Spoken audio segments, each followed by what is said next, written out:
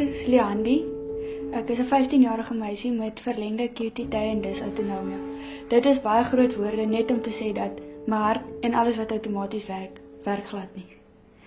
Think about it like this. When you swallow, you do not think about it. Your body does the thinking for you. Mine does not. The same goes for everything else. My blood pressure, my heart rate, even sweating is not normal. Dit maak 'n verskil in die lewe by die huis ook. Ek is gelukkig genoeg dat my ma ook 'n suster is. So sy skrik daarom nie te groot nie. Alhoewel ek kan sien dit pynig haar ook. Om in die aande die hele tyd te kyk na my. En veral in die publiek hoe dit haar seer maak. As ek net neerslaan en die mense kyk my asof ek mal is. So dit is nogal, ek dink nie ek sou dit sonder my ma kan doen nie. En ek hoop ek kan daar nog baie lank hou. Dat ek eendag by haar graf kan staan en nie sy oor my doen.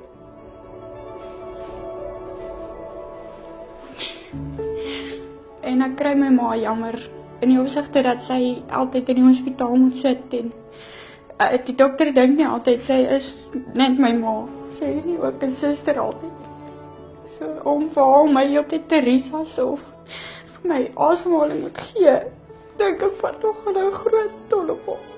En ek voel sy verdien beter, dat ek net 'n oorlas is, maar tog bly sy positief.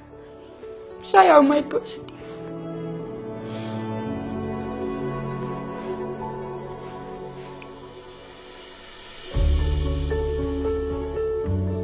If you look at the Invictus logo, you'll see it says the Invictus Games, but it says I am.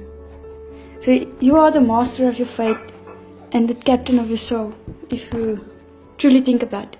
So you are important, even though you're different. You are important, and we are never alone. We are all connected by our dreams. So we should always keep dreaming, just to keep hope.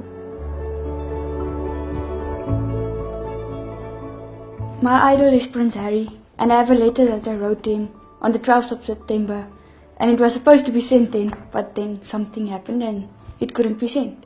So if I'm allowed to read it to him, I don't know it by heart. Hi Prince Harry, I am a 15-year-old girl living in South Africa. When I was 12 years old, I had an ovarian tumor. This affected my autonomic nervous system permanently, and I was diagnosed with autonomic nervous dysfunction, along with prolonged QT. You are a true inspiration to me, and my role model in life is your mother. A strength through depression and kindness towards others inspire me, and I hope one day I can leave behind a legacy like she did. Thank you for working with mental health issues as well as disabilities. I also started refusing medication for depression and rather started swimming. I might be terminal, but I still want to make a difference. I am a children's champion for UNICEF, speaking out about the effects of bullying. Thank you for your support with the Invictus Games, showing that people with disabilities still have a purpose in life.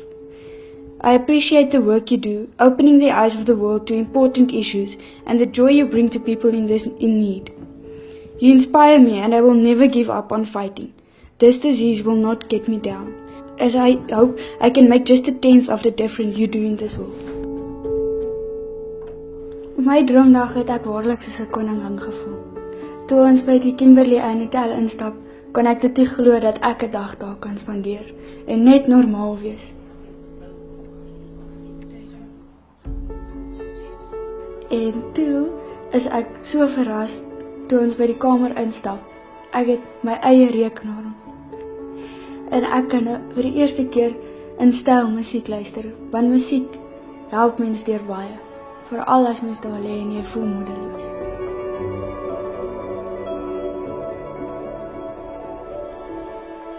Boelies kom in alle forme. Ek is baie geboelie. Deur onderwysers kan ook nogal wreed wees sonder om te dink of besef wat hulle sê. Ek was so opgewonde oor my graad 7 afskeid, maar tog hang my rok nog in die kas. Ek het hom nog nooit gedra nie, omdat ek gesê is ek mag nie my afskeid bywoon nie, net omdat ek 'n week in die hospitaal was. En toe is ek ontslaan, juist sodat ek dit kan bywoon, maar die onderwysers het net vir my gesê nee, omdat ek siek was. En ek het glad nie beheer daaroor. Kinders by die skool sal byvoorbeeld, ek het die een dag, toe my backpack was vol pleisters geplak en van die trappe afgegooi.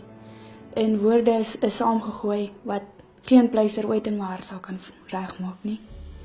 So hulle moet nogal dink as jy so iets doen, jy praat nie net met 'n siekte nie, jy bly nog steeds 'n mens. Jy is bietjie anders, maar jy is nie aansteeklik nie, jy wil ook net normaal wees. En om woorde te hoor wat rondgegooi word is nie lekker nie. Ek moes woorde hoor, soos dead girl walking, en is gevra, hoekom mag jy uitsit, maar ons moet oefen. Die waarheid is, ek sal graag met hulle plekke wil ruil. Jy kan enige dag uitsit, terwyl ek moet oefen, maar dan moet jy ongelukkig die siekte ook vat. So, ek dink nogal nie, jy wil daai ruil maak nie. Hulle kan so daaraan dink, op die sportgronde, as jy gespot word vir die game wat jy speel, of iemand is kwaad vir omdat jy nie goed genoeg speel nie. Hulle moet dink daaraan om elke dag in hulle lewe, in alles wat hulle doen, dit te hoor. En hulle kan dink om nie net te praat met die siekte nie, maar die mens ook. Jy bly normaal, al kan jy nie alles doen wat hulle kan doen nie, dit maak nie van jou 'n slegter mens nie. Jy bly nog steeds 'n mens met gevoelens en drome. So, hulle kan dalk ook they can follow in the footsteps of Prince Harry and the Invictus Games, providing a platform for soldiers that were injured or have disabilities now because of the war, so they can compete without being scrutinized. And that would be nice, just to have a day without being scrutinized. Ek het baie gesukkel met depressie op 'n tyd, want dit kom maar met depressie om te weet dat jy dalk voor jou ma in die hemel gaan wees. So musiek het 'n groot rol in my lewe gespeel. Dis hoekom ek so dankbaar is dat ek nou op my eie musiek kan luister. En so as jy alleen voel of jy voel hartseer, onthou net om te droom. 'n Droom kan eendag waar word. Jy sal dit maak. En moet nooit hoop verloor nie. Luister musiek, praat met iemand. Want om dit binne te hou werk nie. Ek het dit probeer. Dit werk nie. Jy maak jouself later net so siek en mal. Jy gaan dit nie maak. Jou kop kan nie bybly met alles nie. En om te huil is ook baie keer goed. Al dink mense dalk dis snaaks. Om te huil as jy gelukkig is. Want emosies raak te veel. En almal verstaan dit dalk nie, maar om te praat oor wat jou pla en hoe dit jou affekteer is baie keer 'n goeie ding. Wat ek vir ander kinders kan sê, wat moet leef, soos wat ek nou al deurgemaak het. Jy gaan eendag daar deurkom. Baie keer dink ek mense is maar net jaloers, of hulle verstaan nie wat aangaan nie, so hulle spot jou liewer oor wat aangaan. Ons, elke dag beklou ons dalk 'n ander veg, ons veg ook. Maar die verskil is, as ons dit verloor ons kry nie tweede kanse nie. So aan die een kant, dink 'n bietjie, dis moeilik vir ons. So dink net daaraan, as hulle vir jou spot, jy het 50 keer meer deurgemaak as wat enigiemand van hulle al gemaak het.